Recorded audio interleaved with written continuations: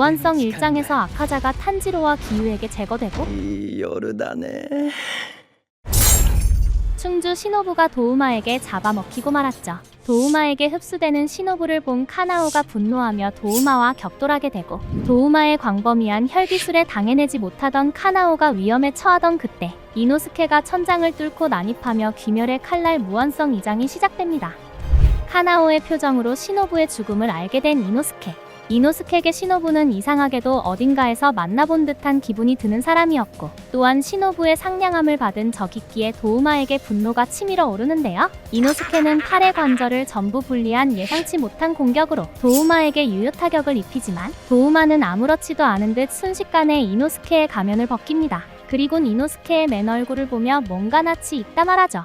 이노스케는 너 같은 구더기와는 만난 적 없다며 길길이 날뛰지만 도우마는 차가운 미소를 지으며 이노스케를 알고 있다 말하는데요. 자신은 진실함만이 유일한 장점이라며 능글거리던 도우마는 갑자기 손가락을 자신의 관자놀이에 관통시키더니 뇌를 후비적거리며 15년 전의 일을 떠올립니다. 무잔을 섬기는 사이비 종교 만세극락교의 교주 도우마. 표면적으로는 어려운 사람을 거두고 도와주는 종교이나 도우마가 생각하는 선행은 아예 사고방식 자체가 뒤틀려 있었는데요. 도우마는 불행한 자를 자신이 직접 잡아먹어서 더 이상 고통스럽지 않게 자신의 안에서 영원히 살게 하는 것이 선행이라고 진심으로 믿었습니다. 어느 날 17살 정도 돼 보이는 여자애가 갓난아기를 안아들고 도우마에게 찾아오고 남편에게 매일 폭행을 당하고 시어머니에게 괴롭힘을 당한다며 만세극락교의 교주인 도우마에게 의탁했습니다. 이 여인이 바로 이노스케의 어머니인 코토아. 도우마는 코토아를 치료해줬고 아름다운 용모와 마음씨를 무척 마음에 들어했습니다. 여신도 잡아먹기가 취미였던 도우마마저 코토아를 수명이 다할 때까지 곁에 두고 잡아먹지 않을 생각이었는데 하지만 예상치 못했던 것은 코토아의 감각이 생각보다 날카로웠던 것이었는데요. 도우마는 코토아에게 신도를 잡아먹는 모습을 들키고 말았고 이것은 자신의 선행이다며 계속 설명했지만 코토아는 못된 거짓말쟁이라며 도우마를 매도하고 이노스케를 안아들고 도주합니다. 평범한 인간이 무려 4년 이에 혈귀에게 벗어나기란 불가능한 일이었고 절벽 끝에 몰린 코토아는 최후의 수단으로 이노스케를 절벽 아래에 있는 강물에 떨어뜨렸고 곧이어 도우마에게 살해당합니다. 그리고 뼈도 남기지 않고 씹어먹으며 선행을 베풀어줬죠. 참 불행한 아이였다며 아무런 의미도 없는 인생이었다며 능글거리며 웃는 도우마에게 옆에 있던 카나오도 듣다 못해 적당히 좀 해라 비열한 놈아라며 일갈했고 자신의 어머니는 멧돼지라고 굳게 믿고 살아왔던 이노스케도 어렴풋한 기억 속 자신을 사랑해준 코토아를 떠올리게 됩니다. 상냥했던 시노부에게서 어딘가 낯익은 느낌을 받은 건 언제나 자신을 사랑해주던 코토아의 모습과 닮아 있었기 때문이었죠. 모든 것을 깨달은 이노스케는 자신의 어머니와 동료를 죽인 혈귀가 내 눈앞에 있다며 이 인연에 감사를 표합니다. 그냥 목을 베는 걸로는 성이 안 찬다며 지옥을 보여주겠다 말하는데요. 하지만 대문자 티인 도우마는 이 세상엔 지옥이나 천국 같은 건 없다며 현실에선 악인들이 날뛰며 즐겁게 살고 이득까지 챙긴다. 그래서 착하고 정직한 사람들은 적어도 악인은 죽으면 지옥에 간다는 믿음으로 스스로를 위로한다. 그래서 인간이란 참 딱한 존재라고 말합니다. 쓰레기가 말 더럽게 많다며 도우마에게 돌격하는 이노스케. 카나오도 협공하며 칼을 휘둘러보지만 도우마는 혈기술로 냉기를 뿜으며 이노스케를 상대하고 부채를 가볍게 휘두르며 카나오를 튕겨내는데요. 자신은 질릴 때까지 놀고 싶었지만 아카자가 죽어서 시간이 없다며 혈기술로 얼음 인형을 소환하고 장소를 빠져나오려고 하는 도우마.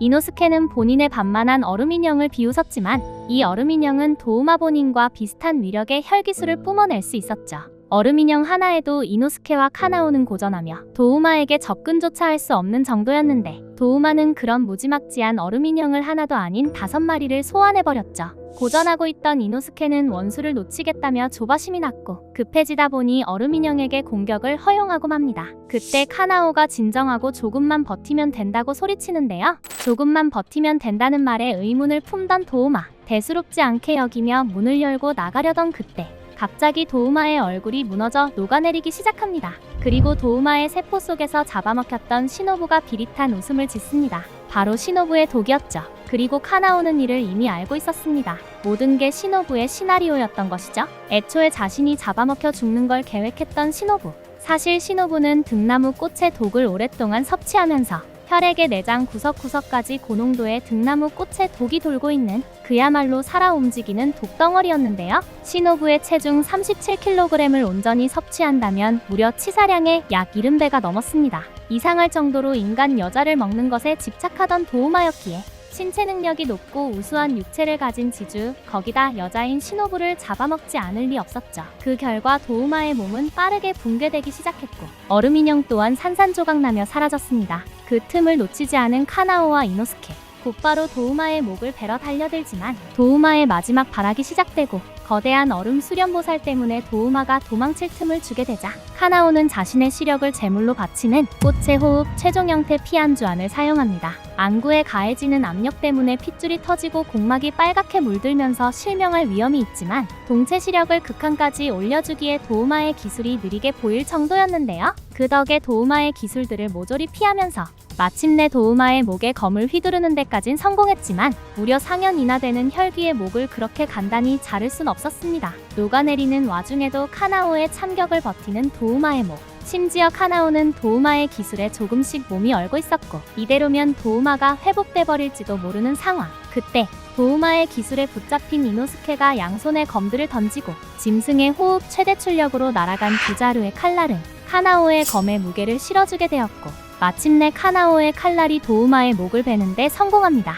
목이 잘리는 순간에도 이런 잡모한테 지다니하며 자기를 너무 불쌍히 여기고 아카자처럼 최대한 죽음에 저항해보려 하지만 도우마의 몸은 속절없이 녹아내리며 죽음을 맞이해야 했습니다. 이내 죽음을 받아들이는 순간에도 도우마는 죽는 게 무섭지도 진 게 분하지도 않고 아무것도 느껴지지 않는다며 어린 시절을 떠올려보는데요. 여색을 밝혔던 아버지가 여러 번 여신도들에게 손을 대자 어머니는 질투에 미쳐 남편을 찔러 죽인 뒤 본인도 독을 먹고 어린 도우마를 혼자 남겨버렸는데요. 이 광경을 본 도우마는 괴로워하며 죽어가는 어머니를 봐도 아무런 느낌도 느껴지지 않았고 방이 더러워졌네, 빨리 환기나 해야겠다 정도의 감상평을 남겼습니다. 그 후 20살이 되어 무잔을 만나 도깨비가 되고 도깨비의 재능이 높았던 도우마는 상현의 자리까지 오르게 되고 상현 6시절에는 6억에서 산채로 불에 타서 죽어가는 다키와 규타로를 가엾다면서 도깨비로 만들어 주었습니다. 생명은 소중하다 말하며 자신은 유녀를 와작와작 씹고 있었죠. 도우마는 감정이란 걸 느끼지 못했습니다. 결국 텅 빈 껍데기인 채로 소멸했던 도우마를 사후세계에서 시노부가 맞아줍니다. 드디어 죽었냐? 다행이다며 이제 안심하고 성불할 수 있겠다 말하는 시노부한테 능글거리며 인사를 건네는 도우마. 도우마를 직접 죽이고 싶었던 시노부는 사실 분하다며 아쉬움을 토로하는데 갑자기 도우마는 생전 한 번도 느끼지 못했던 감정이란 것이 느껴지게 되는데요. 없는 심장이 뛰는 것 같은 느낌이 든다며 이게 사랑인 걸까 시노부에게 반해버리는데요. 어이가 없는 시노부. 어쩌면 천국이나 지옥이 있을지도 모르겠다며 시노부에게 같이 지옥 가지 않겠냐며 고백합니다. 시노부는 웃으며 대답해 주었죠. 이노스케는 중상을 입은 채 자신을 사랑해준 어머니를 추억하고 카나오도 거의 실명할 뻔한 눈을 가지고 시노부와 카나에를 그리워하죠.